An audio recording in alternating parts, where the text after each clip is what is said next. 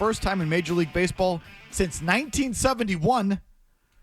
Just the second time in 100 years or something like that. And, of course, it's the Red Sox. Mazz, your thoughts? So the number that sticks out in my head is 7. Okay? 7 is the number that sticks out in my head because you could say that a night like last night is fluky, doesn't happen often. One of the first stories I saw this morning was Walker Buehler, and the headline on Mass Live was something to the effect of Red Sox players question the rule that led to last night's loss. And Walker Buehler had comments to the effect of, hey, I'm not saying it happened here, but think about it. You could actually do that on purpose and win yourself a game. And he's right. 7 is the number of times the Red Sox have committed catcher's interference this year. 7. 7 times. So I believe in patterns. I believe in things that happen over and over again as being some sort of indicator or sign of something. And 7 catcher's interference calls. Reminder quickly that you can go an entire season without seeing one. In fact, more often than not, you do go an entire season without seeing one. 7 catcher's interference violations is sheer stupidity and nothing else. You get what you deserve when you do that. That's what happened to them last night. And it leads Major League Baseball, and Navarez has 4 of them, which also leads Major League Baseball. Unbelievable. So how do you complain about a rule or a play call that you've been called on the entire season? Bingo. Do you think it's them, or do you think it might be you? Just a question. Maybe it's a you problem. Sorry, Murray, go ahead. So I thought you were bringing up 7 in that it's now 7 times that they've gone into extras on the road and lost them all. Well, there's that too. Yeah, so that's the 7 that I'm hung up on because it's the approach at the plate. So, okay, like that's like the dumbest walk-off I've ever seen. The rule is the rule, but like on a check swing, like give me a break. Doesn't matter. It's still a real loss because Jordan Hicks blows, the bases were loaded, they were going to lose the game anyway. But that's a dumb way for them to lose it. But the approach in this whole thing with Alex Cora, and he's on record saying this before, that he wants 2 runs instead of 1 when they're on the road and extras, is what makes me crazy. Like, that's a winnable game last night. Do you know how to bunt, or you just refuse to bunt because you're trying to get 2 instead of 1? The approach in the top of the 10th, we'll get into it in a little bit, is what makes me the craziest because that was a completely winnable game for them. There's just so many signs that were encapsulated last night that you would just say that is a poorly coached team. You don't say that in Major League Baseball. They're just dumb. But what a poor fundamental team. And we'll start with the last play, the catcher's interference. They've been doing it all season long. Yes. If a football team jumps off sides all season long, you say they're stupid, they're undisciplined, they're poorly coached. They've been doing that catcher's interference thing all season long. So it's not even about Navarez. It's about the coaching. It's how they coach it. And I was listening to Navarez in his postgame, and he said something that makes perfect sense. That, on the sweeper, he was throwing a sweeper, so you want to get up on that to help the call, which makes sense. It's obviously where it crosses the plate, but if a catcher is framing the pitch, if he's back a little far, the sweeper keeps sweeping, and he catches it outside versus the further up he catches it, the closer to the plate or the frame is going to be. That makes sense. It's obviously been coached that way. He even said, on certain guys, we have a scouting report. Tech goes over that. So, your next manager of the Boston Red Sox for the last 25 years is the one that is instructing them on this. And it's probably related to the fact that they throw so many effing sweepers, or they did to start the year. And some genius came up with the idea of, on those sweepers, to really buy the call, you want to come up and catch it a little closer to the plate. So it's been happening all season long. Yep. Because it's coached that way. It wasn't a bad call. It wasn't a bad break. It's something that they've been doing since the beginning of the year. So that, to me, I don't know. That kind of says it all. But you know what else says it all? 16 strikeouts. I think it was a season high, if I'm not mistaken. Yep. Read it somewhere. 16 strikeouts, so they've been striking out all season long. They've been striking out like demons since they turned the hitting instruction over to the drive line guys. They can get away with it for times, and for times they lapse out of it. But consistently for a year plus, they've been a massive strikeout team. Struck out 16 times.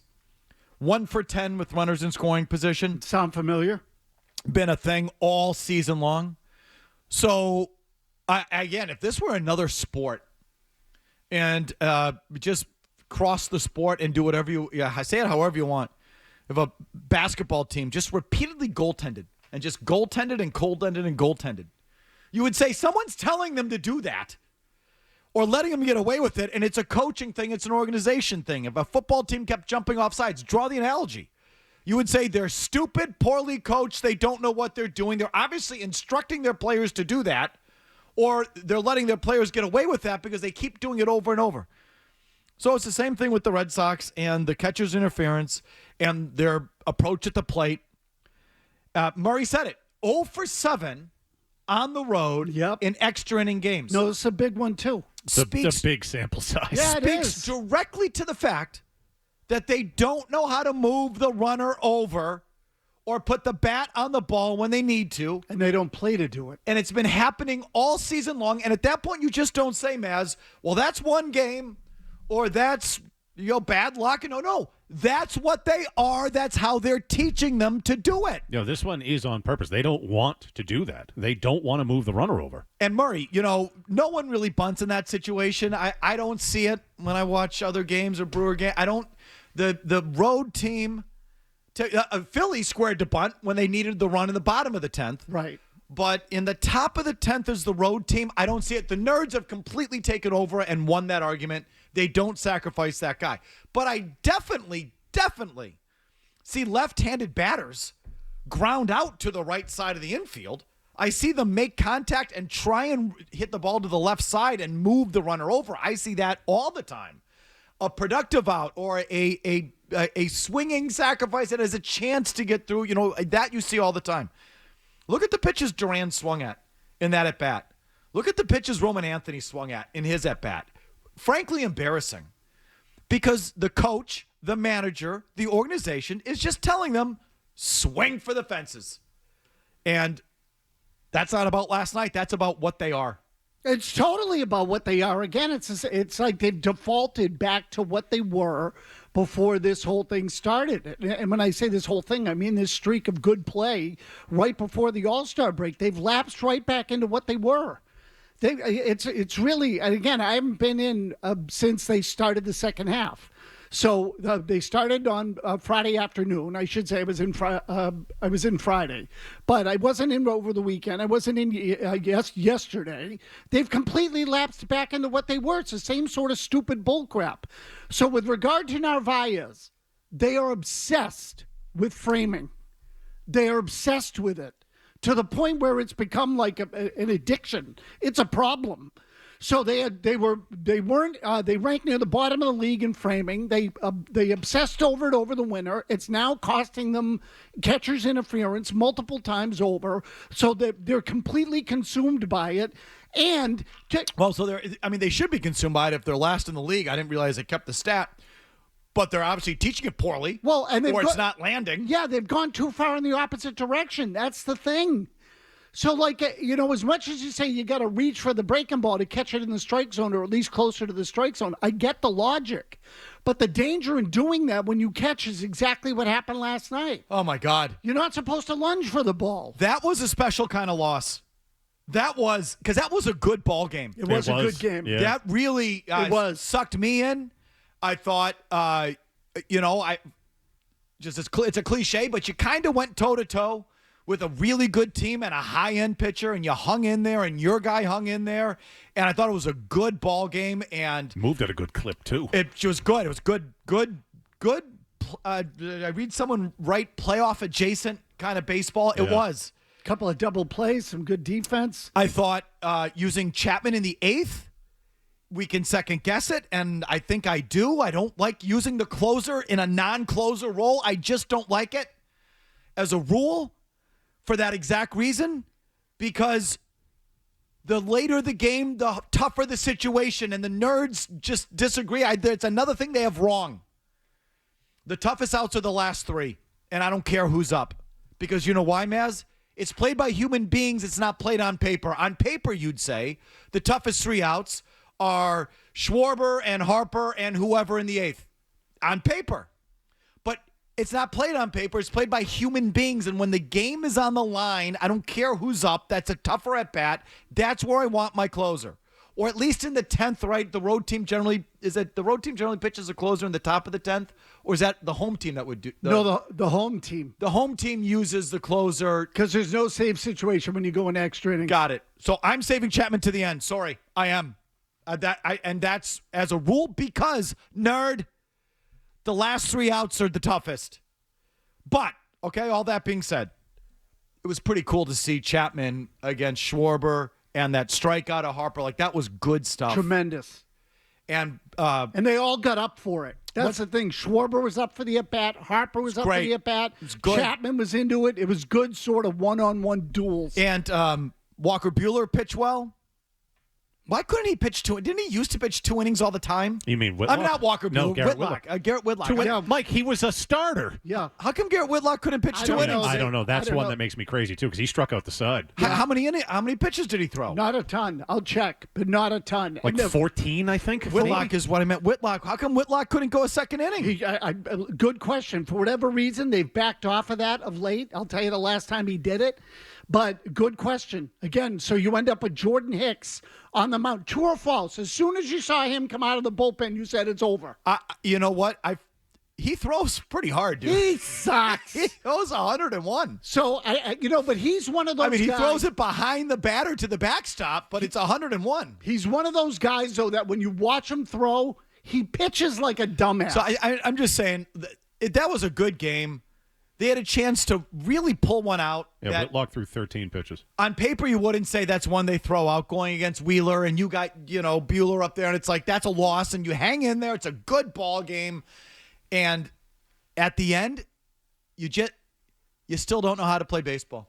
The catchers don't know how to catch the ball. The hitters don't know how to move runners over. They don't know how to put the bat on the ball when they need to put the bat on the ball. Their plate discipline blows. They just swing out of their ass. Once you get past a few bullpen arms, they don't know how to pitch. They just know how to throw. That Hicks, what a disaster. That last inning, you gave up a game-winning run without the opponent putting the ball in play. Correct. Without recording it out. And that's hard to do. Yeah, so the Phillies square around to bunt. You're playing cat and mouse, like not trying to give them a good pitch to bunt with. And I guess that's kind of smart because I wouldn't let him bunt there either, like because his run doesn't matter. You know what I mean? Of course. So I'm okay putting that guy on and pitching around that bunt attempt. I think that's actually the right thing to do. Try and make him with a bad bunt pop up or something. So I'm okay with that, but maybe not with that guy. Because if you ask him to throw balls, he's never going to throw a strike. Correct. But then again, he did go up 0-2 on the last guy and just couldn't put him away. And then, of course, because they don't know how to catch the ball, the catcher again with the catcher's interference. That's one that, if I'm a Sox fan, that's a pull your hair out, F you guys kind of loss. Yes, absolutely. It should infuriate you. And again, I look at it in the context of these 4 games, too. You're playing the iron of the National League, at least on paper, 1-3. I mean, if you had a football coach that lost every game in overtime because their first drive, they couldn't figure out what to do, you'd say, this guy sucks, and you'd fire him. He had taken not knowing which way the wind is blowing in Tennessee. You'd say that coach and that staff has no clue. The Sox are 0-7 on the road in the extra innings because they have no idea how to play baseball and move that runner over and get him in and make contact. No clue or how to run the bases or anything like that. If there were any other sport, you'd say that staff sucks. And you know what I think? I think Alex Cora and his staff suck. I don't think he's a good manager anymore. Or not for this team or lost his way. I'm back to that. Because I lead the league in catcher interference. You lead the league in losses on the road in extra innings. You haven't won one. You're near the top of the league in strikeouts. You're near the top of the league failing with runners in scoring position. What does that all point back to? And if not the manager, then the organization.